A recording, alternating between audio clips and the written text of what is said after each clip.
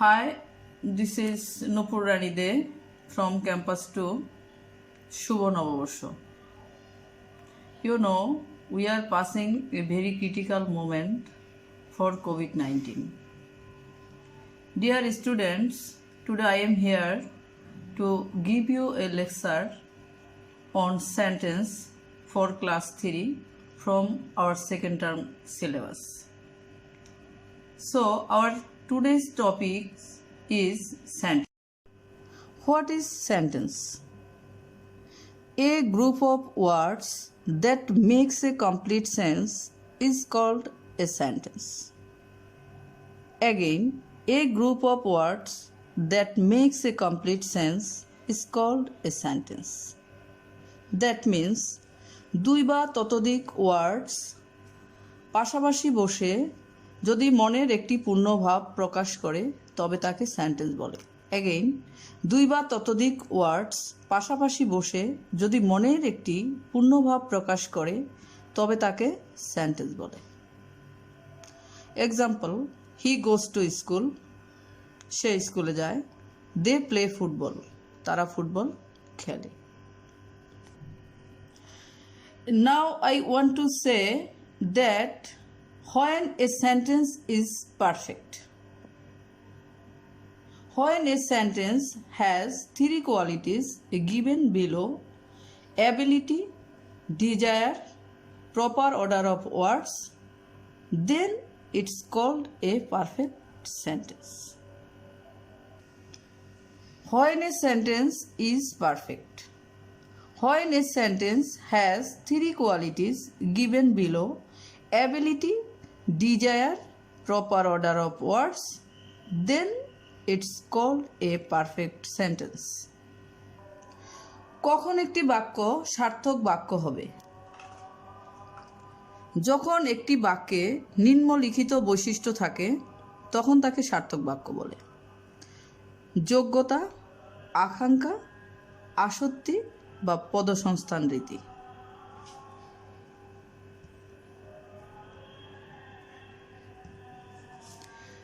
Ability. Example, ability. The dead man is walking in the corridor.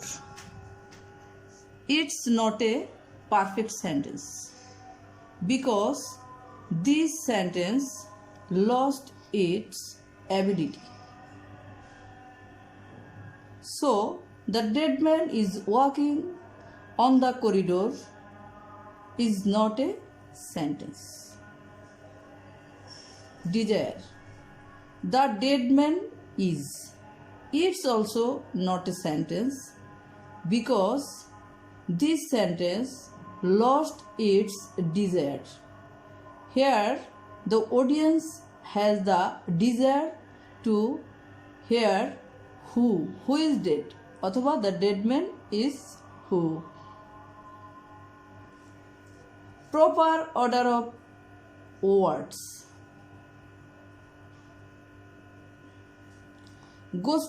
Goes to his school. It's also not a sentence. Here, proper order of words is not completed, so it's also not a sentence. অর্থাৎ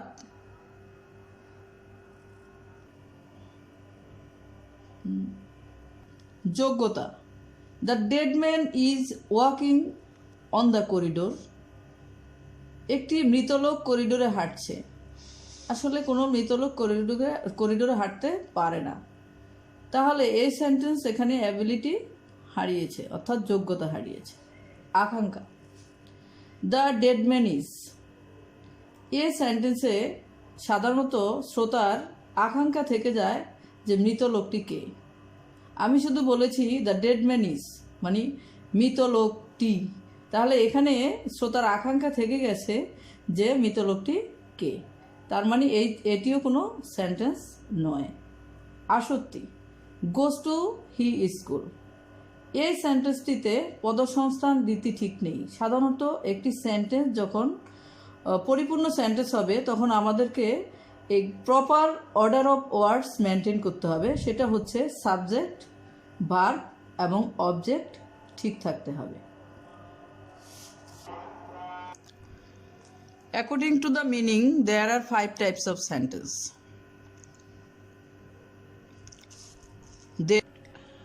According to the meaning, there are 5 types of sentence. That means অর্থভেদে বাক্য 5 প্রকার, যথা assertive sentence বা বিবৃতিমূলক বাক্য, interrogative sentence বা প্রশ্নবোধক বাক্য, imperative sentence বা অনুজ্ঞাসূচক বাক্য, অপটেটিভ সেন্টেন্স বা আশীর্বাদমূলক বাক্য, এক্সক্লামেটরি সেন্টেন্স বা আবেগসূচক বাক্য। আচ্ছা, এখন আমরা প্রত্যেকটা সেন্টেন্সের উপর একটা ওভারঅল ধারণা নিব যে সেন্টেন্সগুলো কীরকম হতে পারে, এর একটা ধারণা নিব। Assertive sentence, the sentence which asserts anything is called an assertive sentence. মানে যে সেন্টেন্স দ্বারা কোনো কিছু বর্ণনা করা অথবা বিবৃতিমূলক কোনো কিছু বোঝা, সেটা হচ্ছে অ্যাসার্টিভ সেন্টেন্স। যেমন হি গোজ টু স্কুল, এই সেন্টেন্সের প্রথমে সাবজেক্ট বসেছে, তারপর ভার্ব বসেছে, তারপর অবজেক্ট এবং সেন্টেন্সের শেষে একটা ফুল স্টপ রয়েছে। তার মানে তোমরা এটা খুব ইজিতে বুঝতে পারবে যে সেন্টেন্সের প্রথমে সাবজেক্ট থাকবে, তারপর ভার্ব থাকবে, তারপর অবজেক্ট থাকবে, তাহলে এটা অ্যাসার্টিভ সেন্টেন্স। আচ্ছা, এখন আমরা ইন্টারোগেটিভ সেন্টেন্স সম্পর্কে একটু জানব। The sentence which is used for asking is called an interrogative sentence. এই সেন্টেন্সটা খুব সহজেই তোমরা বুঝতে পারবে, একটা চিহ্ন দেখেই এই সেন্টেন্সটা চিনতে পারবে। এই সেন্টেন্সটা দুভাবে গঠন করা যায়, একটা হচ্ছে ইন্টারোগেটিভ প্রোনাউন দিয়ে এবং আরেকটা হচ্ছে মডাল অক্সিলারি এবং অক্সিলারি ভার্ব দিয়ে। অর্থাৎ সেন্টেন্সের শুরুতেই মডাল অক্সিলারি এবং সেন্টেন্সের শেষে একটি নোট অফ ইন্টারোগেশন চিহ্ন দিয়ে এই সেন্টেন্সটা শেষ হয়। তাহলে ইন্টারোগেটিভ সেন্টেন্স চেনা খুব সহজ, যে এই সেন্টেন্সের চিহ্ন দেখেই তোমরা চিনতে পারবে। ইন্টারোগেটিভ চিহ্ন অবশ্যই তোমরা চিনো, সেটা খণ্ডত্বয়ের মতো, একটু মজা করলাম, যা হোক। এরপর আমরা চলে আসি imperative sentence. The sentence which express command, advice, forbiddance or request is called an imperative sentence. অর্থাৎ যে সেন্টেন্স দ্বারা আদেশ, অনুরোধ, নিষেধ এগুলো বোঝায় তাকেই ইম্পারেটিভ সেন্টেন্স বলে। এই সেন্টেন্স সাধারণত সেন্টেন্সের শুরুতেই প্রিন্সিপাল ভার্ব থাকে, শুধু একটি মাত্র অক্সিলারি ভার্ব দিয়ে এই সেন্টেন্স শুরু হতে পারে, সেটা হচ্ছে ডু। যেমন don't run in the sun. একই সাথে এটাকে আমরা ফরবিডেন্সের এক্সাম্পল হিসাবে নিতে পারি। Don't run in the sun, do it at once, এটা এখনই করো, এটা একটা order. Please give me a glass of water, এটা হচ্ছে রিকোয়েস্ট। তাহলে আমরা ইম্পারেটিভ সেন্টেন্সটাও শিখে নিলাম। এখানে আমরা 3টা জিনিস কী কী শিখলাম?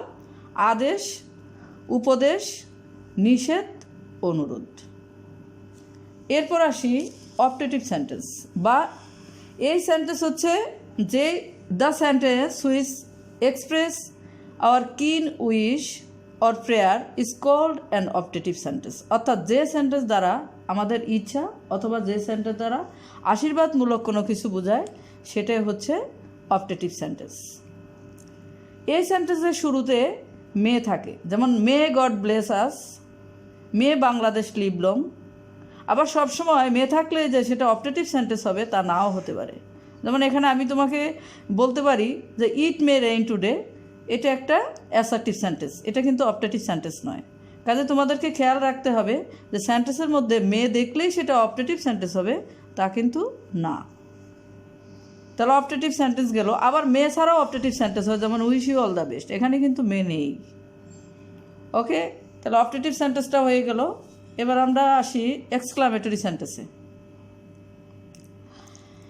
The sentence which express our sudden feelings is called an exclamatory sentence.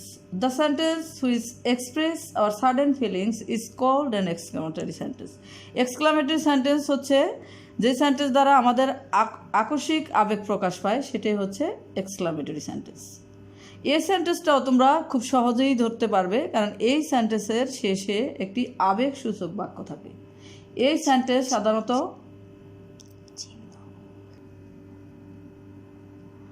এই সেন্টেন্সের শেষে একটি আবেগসূচক চিহ্ন থাকে। তো এই সেন্টেন্সটি চিনতে পারাও তোমাদের জন্য সহজ হয়ে যাবে। আচ্ছা দেখো, আমরা যখন কোনো সুন্দর জিনিস দেখি তখন আমরা কি বলি, আরে কি সুন্দর। তাহলে এখানে যদি আমরা এক্সাম্পল দিতে যাই, wow what a beautiful bird it is, তাহলে এটা হচ্ছে এক্সক্লামেটরি সেন্টেন্সের একটা এক্সাম্পল। আবার যদি বলি how terrible the night was, এটাও একটি এক্সক্লামেটরি সেন্টেন্স। তাহলে আজকে আমরা সেন্টেন্সের প্রকারভেদ শিখেছি, সেন্টেন্সের ডেফিনেশন শিখেছি, আরও শিখেছি হচ্ছে পাঁচ ধরনের সেন্টেন্সের একটা ওভারঅল ডিসকাশন।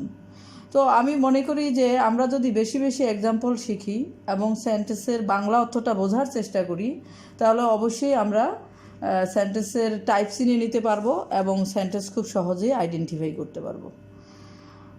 তাহলে তোমরা যারা ইংলিশ ভার্সনে রয়েছো তারা ইংরেজিতে ডেফিনেশনটা শিখবে, আর যারা বাংলা ভার্সনে রয়েছো তারা বাংলায় ডেফিনেশনটা শিখে নিবে আর বেশি বেশি এক্সাম্পল শিখবে। যারা বাংলা আছো তারা পিসি দাসের বইটাও ফলো করতে পারো। তাহলে আজকের জন্য এ পর্যন্তই। সবাই ভালো থাকবে, সুস্থ থাকবে। Thank you. আবার দেখা হবে পরবর্তী ক্লাসে।